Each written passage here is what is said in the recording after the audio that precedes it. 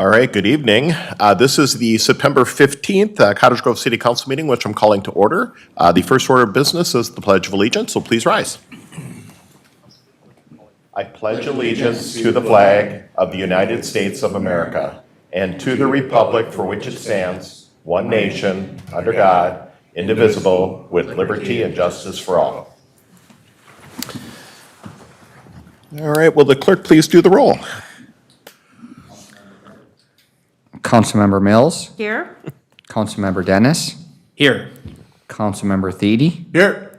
Councilmember Olson. Here. Mayor Bailey. Here. Next on our agenda is open forum. This is the opportunity for anybody that wants to speak on anything that's not on tonight's agenda is welcome to do so.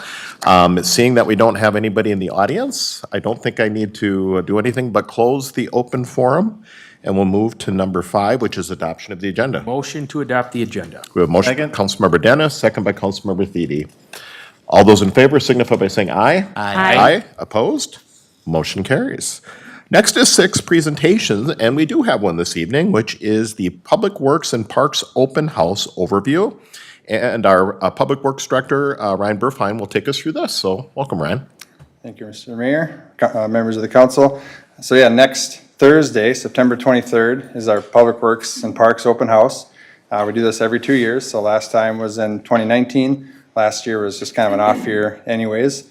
So that'll be from 3 to 7 p.m. down at our Public Works Department, and I'm just going to kind of run through some of the activities we're going to have and talk a little bit about COVID, because some things will be a little different than what people are used to. And from that COVID perspective, we're changing a few things. Some of the events that people might remember that are a little close contact indoors, we're changing out for this year. So no bounce house, but we should be getting some fun kind of outdoor kind of blow up sports games that are be good for the kids. And then also no loader rides, since you got to get right in that little cab with some of our public works staff. So no loader rides, but we will, I'll show on the next slide, but we're doing bucket truck rides. We'll have all the equipment out, like you can see in the photos here. A lot of that equipment will be outside this year, as much as we can.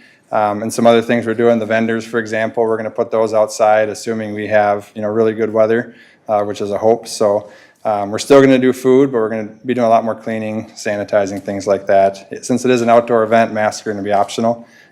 So that is just optional for folks who want to attend. But you can see here we'll have our equipment there for residents to come climb in and out of. Kids can see all the nice, big, shiny equipment that we have.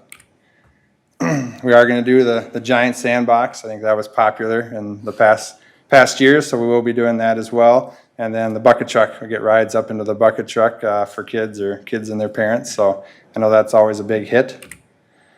We're going to do hay rides. We might spread out the bales a little bit more than other years, but we thought we could still do the hay rides. That's a good thing to do. And then we will have the food stand will be open, hot dogs, chips, and pops like we have in other years. We won't have that big simulator like we had last time from the 49ers Union. That thing is actually not working right now. So, but they do have some smaller simulators they're going to bring down. So still stuff for people to do and operate different types of equipment. So should be fun for folks. And yeah, like I said, it's from September 23rd, 3 to 7, and anyone can play in the sand pile, not just kids. So. Well, obviously you can see that. Yeah. Well, I don't know. He might be a kid. You just don't know. Get it, Art. Had my pail with me. I was ready to go. I noticed you were in there. Took him a week to get it out of his shoes, is what I understand. All right. Any questions, Council? Other than looking forward to the event, as I know a lot of the kids and the families do. So Ryan, thank you, and thank the Parks and Public Works crew for once again trying to make sure that we can actually still do this. So obviously we'll do the COVID protocol things, but it'll be great to have it. Definitely. All right, thank you. Yeah, thanks.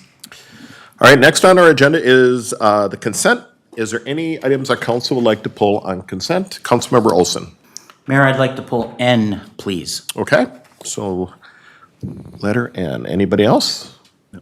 All right, seeing none, we'll go to letter N, which is open form response letters regarding the former Mississippi Dunes property. Councilmember Olson. Thank you, Mayor. I've asked our Community Development Director, Christine Costello, to step to the mic here for a moment. This item is response letters regarding some comments that were made at our last meeting by the public with respect to the former Mississippi Dunes Golf Course property. And the reason that I asked Christine to step to the mic is because, as you know, Mayor, back in August, I had asked some questions of staff with regard to the current zoning of that property. And at that time, the information I received indicated the property was zoned R2, and it is actually zoned R1. And I want to thank staff for doing a little bit of a deeper dive for me here. Some of the public was confused because our website has a map on it that said R1, and I was continuing to say R2, and that was incorrect. So I want to first of all correct the record. It is R1 zoning. And then I wanted to ask Christine if she could just take a moment to define the differences between R2 and R1 as they apply to this piece of property. Good evening. Welcome. Members of mayor and council members. So definition difference between R1 and R2. So I brought the handy dandy code. I'm old school, still like paper.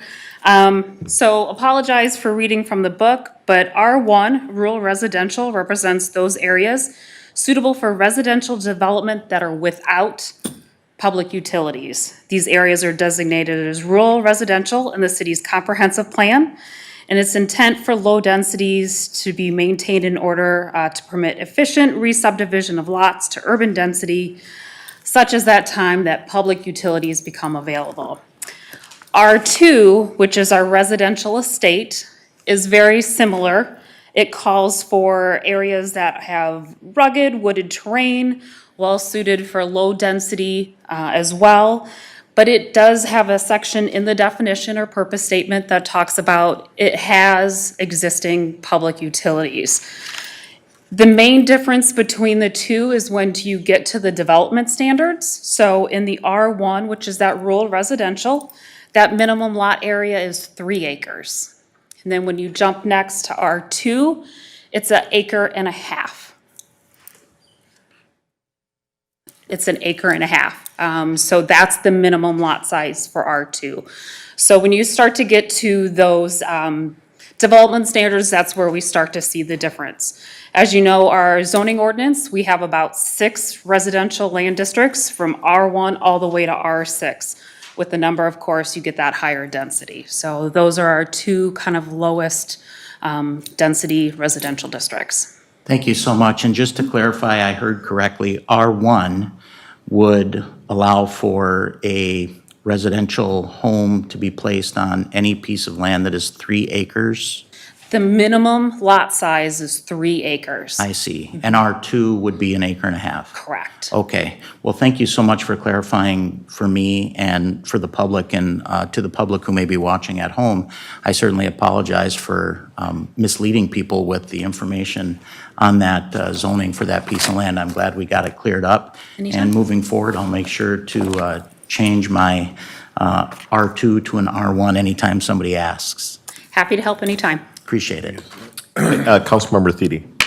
Yeah, I guess just to clarify, as I was kind of looking that over, though, obviously the designs that we've been looking at suggest a higher number of homes per acre than that. And I think I was reading something with the Transitional planning area? planning area and so forth, and there's, fact that, can you explain a little bit about that and how that affects the zoning out there?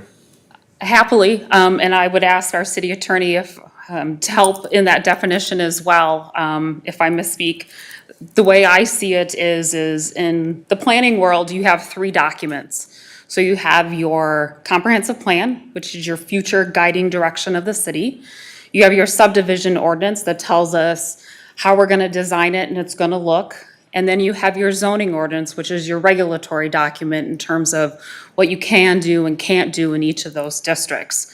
So they kind of all work together, but your comprehensive plan to me is your kind of guiding document because it's your future direction.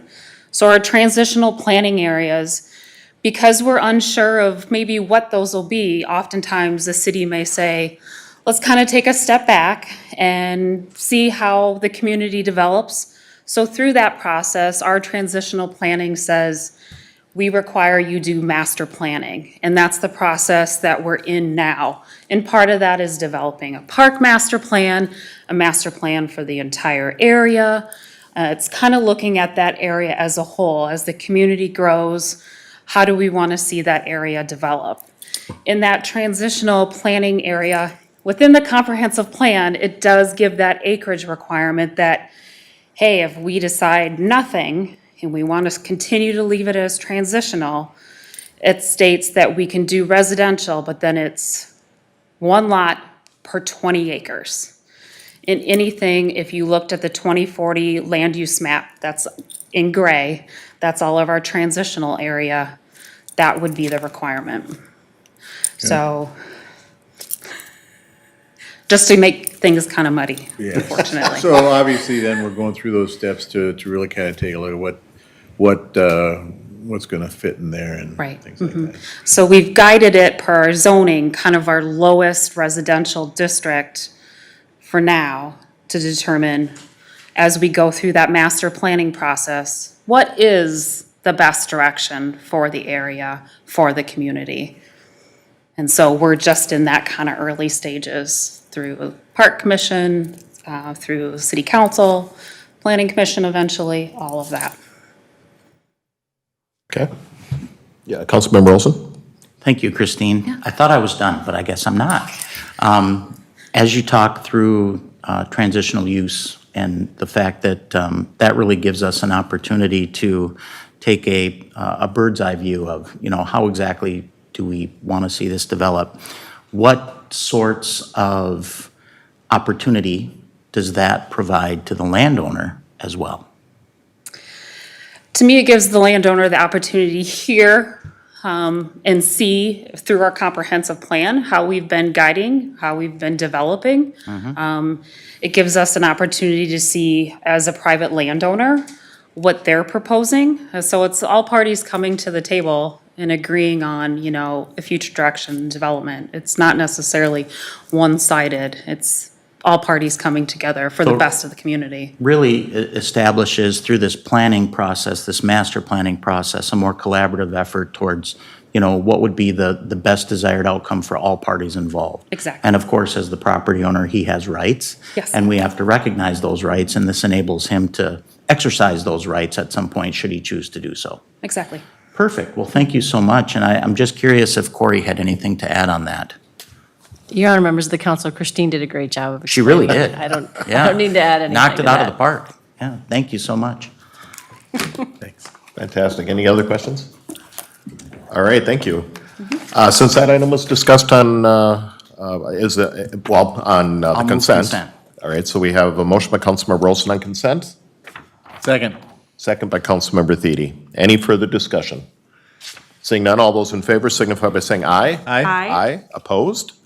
Motion carries. So if anybody that's watching, because there's no one in front of us watching, all of the items on our consent calendar have been approved. Next on our agenda is 8 is approved disbursements. 8A is to pay the bills. Motion to pay the bills. Motion by Councilmember Dennis, Second. second by Councilmember Mills. Any discussion? Seeing none, all those in favor signify by saying aye. Aye. Aye, opposed? Motion carries. Next is 9 is public hearings. We do have one this evening. 9A is the Civics, the Haunting Experience Special Event Permit. And our Director of Public Safety, Pete Kerner, is going to walk us through this one. All right. Good evening, Mayor and Council. I will keep this one relatively short. It feels like in the last couple of months, I've been up here a lot with special events, so they're definitely coming back. This is one that you're well aware of. It's been going on for many years. We've been following the process as always. Of note, we did send out the mailing to the very few surrounding residents there. We've had no comments back, so. The hours this year, similar. It starts Friday, October 1st through Sunday, October 31st. He's also doing 3 Thursdays. I think last year was 2 Thursdays, just kind of how it falls on the calendar. So on the Thursdays and Sundays, it finishes up at 10 p.m. Of note, I just wanted to kind of go over calls for service. Really no impact on public safety. The one we listed last year, it really could have happened anywhere a car was stolen out of the parking lot. So, but the previous, 3 years prior to that, we had no calls. So it's well done. We don't require Bill Zivic to hire police officers. When they first started, they used to have us work there, around the register and stuff. But it's been a really good event, and we haven't had to provide anyone, and we're not getting called down there very much, so. When we reviewed this, we did go through, we'll have an emergency preparedness plan. Years ago, we came up with a pretty good one, even a safety plan if, versus screaming, and we have codes for them to know when they need help and everything.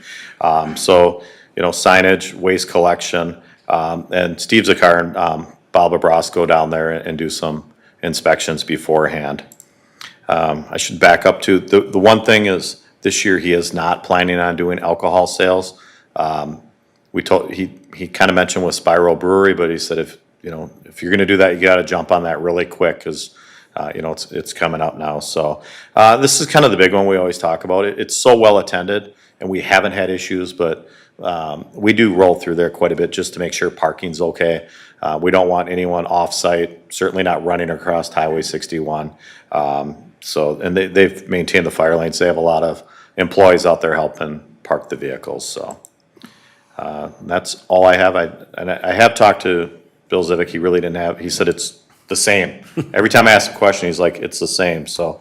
I don't even think he's not here tonight, so. All right. Any questions for Pete on this one? All right, so to be official, I'll go ahead and open the public hearing. If there's anybody who wants to speak on this, is welcome to do so. And seeing no one, I will go ahead and close the public hearing, and I'll look for a motion. I would move that we authorize issuance of a special event permit to Zivick's Landscape and Garden Center contingent upon conditions outlined in the memo from Public Safety Director Kerner and Community Development Director Costello dated September 9th, 2021, and all applicable state and local statutes. All right, so we have a motion by Councilmember Thiede. Do I have a second? I'll second, Mayor. A second by Councilmember Olson. Any other discussion? Seeing none, all those in favor signify by saying aye. Aye. Aye. Opposed? Motion carries. Thank you, Pete. Thank you. 10 is bid awards. There aren't on this evening. 11 is the regular agenda item, which we do this evening, is certifying the preliminary 2022 property tax levy.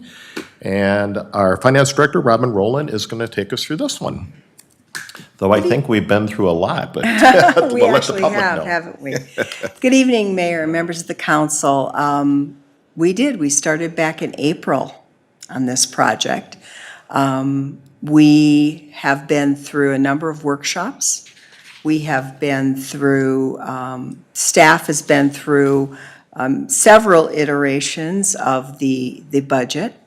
And we are here tonight to present and talk about and hopefully adopt a preliminary levy for 2022. The levy is due, the preliminary levy must be adopted each year before September 30th. The preliminary levy cannot be increased, but can be decreased before final adoption, which takes place in December. This year, the city's property tax levy for 2022 is proposed at $18,339,000. This is an increase of 4.26% over the 2021 levy, and fully 15.3% of it is due to debt service requirements, which is about $2.8 million. The rest of the levy goes towards the general fund and the EDA fund to fund salaries in the EDA. Total tax capacity for the city of Cottage Grove for 2022 is about $47 million. This is tax capacity, not market value. Market value is well into much higher numbers. This shows roughly a 6% increase in the total tax capacity from 2021.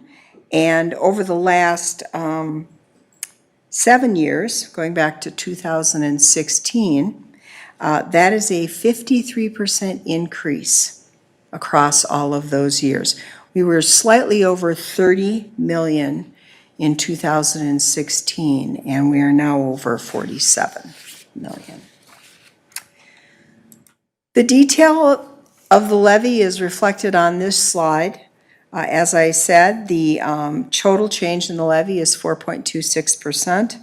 The general levy increase, the one we started with after our April meeting, was 2.99% for the general levy. And then we added 1.27% for a potential road project debt.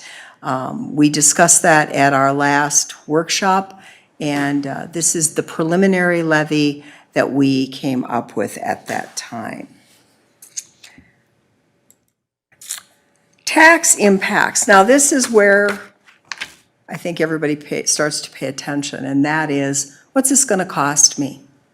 And what I will tell you is this is the lowest tax rate since 2017. The tax rate for 2022 will be 37.03. In 2017, it was 42.72. And what does that mean? That means in all of the cases that are shown on the screen, these are the properties we track every year. In 2017, their property values were less, and their taxes were approximately the same as what they will be in 2022. For example, the first one in the upper left-hand corner. In 2017, that property was valued at $237,400.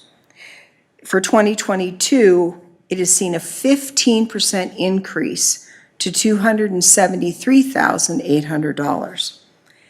The tax in 2017 was $953, and for 2022, it's $967, which is a total of $14 over that time period. So effectively, the value of the property has gone up by 15%, and the amount to be paid in city tax has gone up less than 1%. That's pretty darn good. This is attributable to the large amount of growth that you saw in the tax capacity value. It's the case in relatively all four of these scenarios, except for possibly the last one on the right-hand column. And that was in 2017, that property was valued at $287,900, 20% less than it's valued at today. And at that point, the city's tax on that property was $1,190. And yes, for 2022, it's going up by $61 over that amount.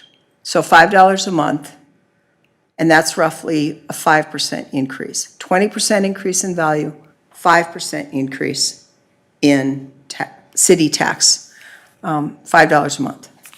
So is it going to be that everybody in the city sees the same taxes that they paid in 2021? No. There are going to be people who are going to see more. But what I will tell you is the value of the average home or the median property in Cottage Grove for 2022 is only 1.4% higher than it was in 2021. Overall, the tax base grew by 6%, but the median valued home is expected to increase only by 1.4%. So, what happened? So, if the value of your property is only going up by 1% and the tax rate is going down, on average, you should see about the same, but not perfect, not going to be exactly the same. Fully 80% of the houses in Cottage Grove have increased 5% or less in valuation for 2022. That's over all the homes. So 80% of them have increased less than 5% for 2022. But again, the average is only that 1.4%.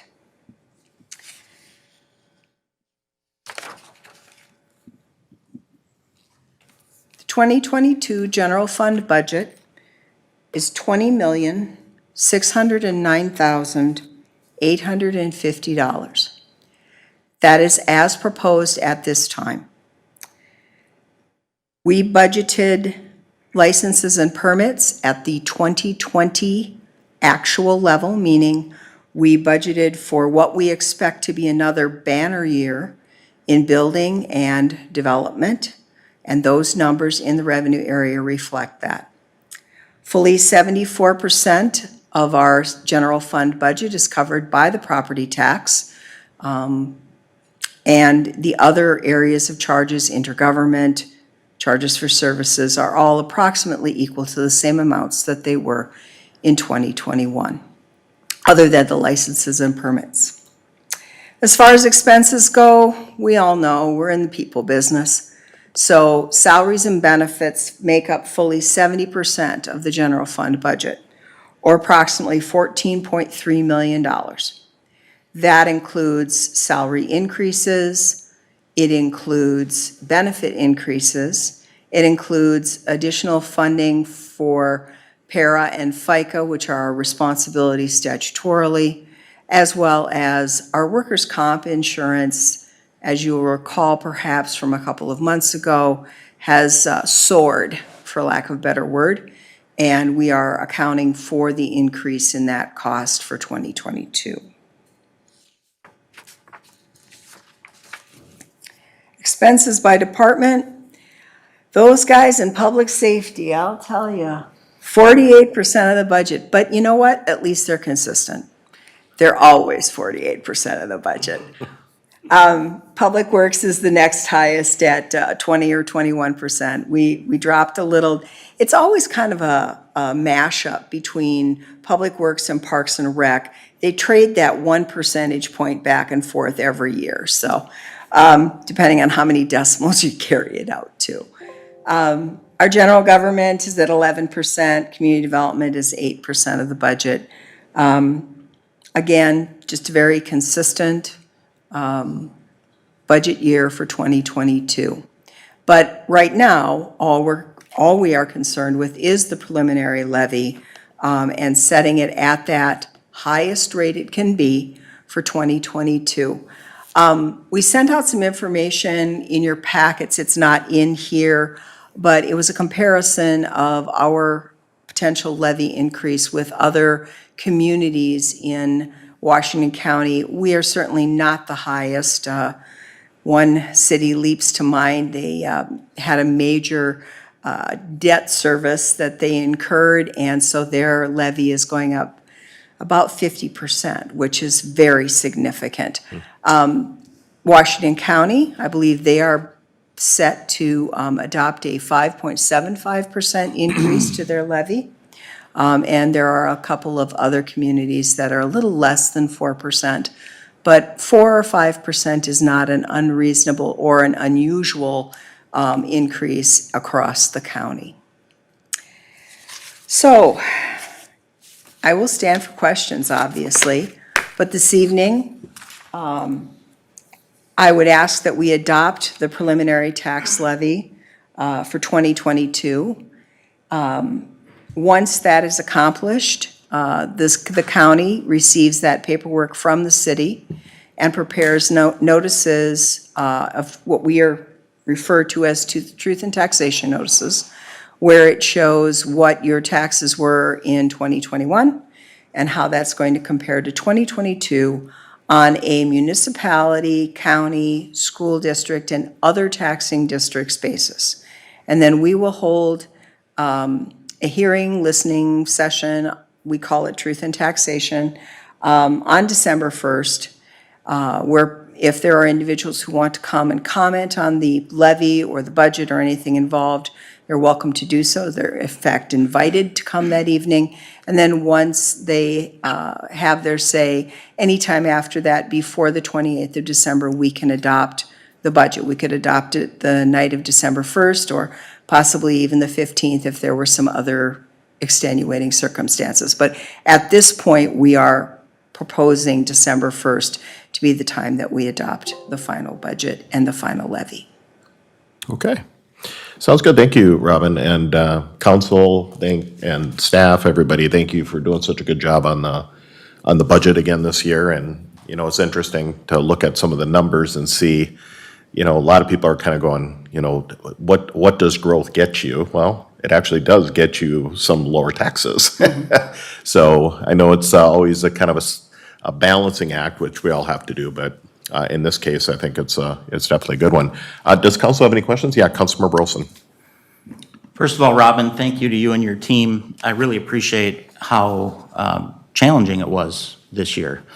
We wrestled with a lot of things that we sometimes don't necessarily have to deal with, and that put a lot of pressure on the staff to come up with supporting data, et cetera, and you guys, as always, did a magnificent job, and it's no secret that every year we seem to win an award in the city for the way in which we manage our finances, and I think that's a huge credit to you and your team, so thank you. Thank you. I wanted to touch base on a couple of the items that you pointed out. You mentioned the difference between tax capacity and property taxes.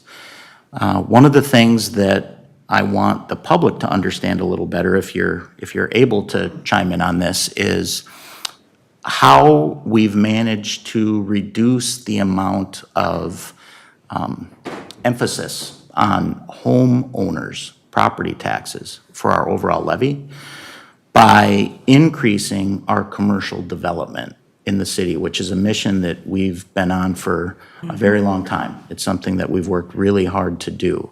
Could you maybe just touch on that and sort of how that helps? Well, Councilmember Olson, it doesn't help as much as it used to. Back when I started my career a long time ago,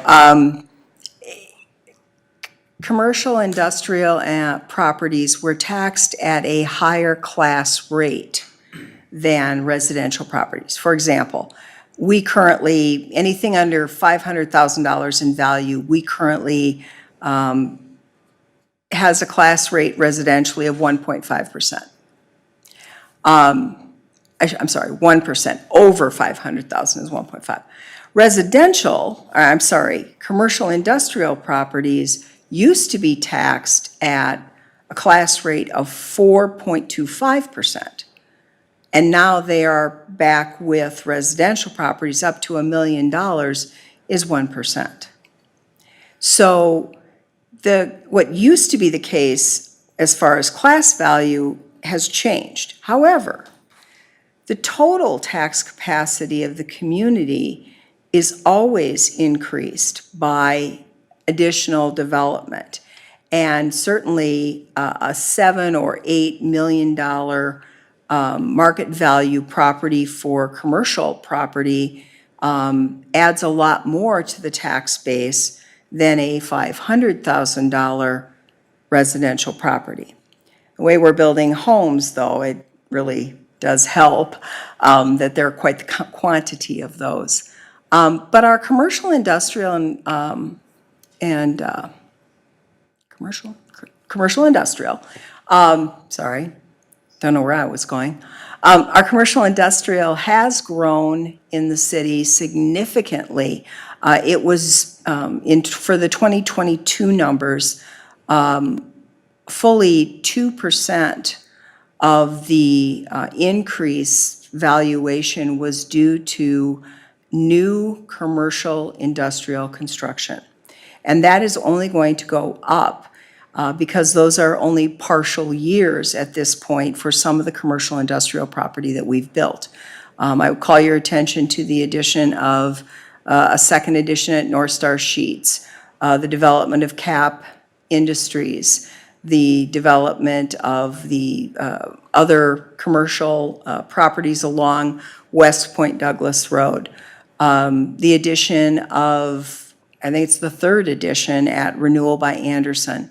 These have all significantly impacted the increase in our tax capacity value and therefore our tax base. So we can spread the levy over a larger amount of dollars of property that then saves the residential properties a little bit and puts a little more of the onus on the commercial industrial properties. Thank you, and that's really what I was looking for, and I really appreciate the way you said that, where, the growth in the commercial sector, which again, the council, the EDA, the staff has been working on diligently for, the last 12 to, 13 years, helps to widen the base. And so those dollars get spread out a little more evenly, and everybody benefits from that. So thank you so much. And again, my compliments on the hard work and effort. I know it was a heavy lift this year, and you did a great job. Thank you, but I have to say, my colleagues, the department directors, the city administrator, and you all have done an amazing job in supporting us in the finance department, and I appreciate that.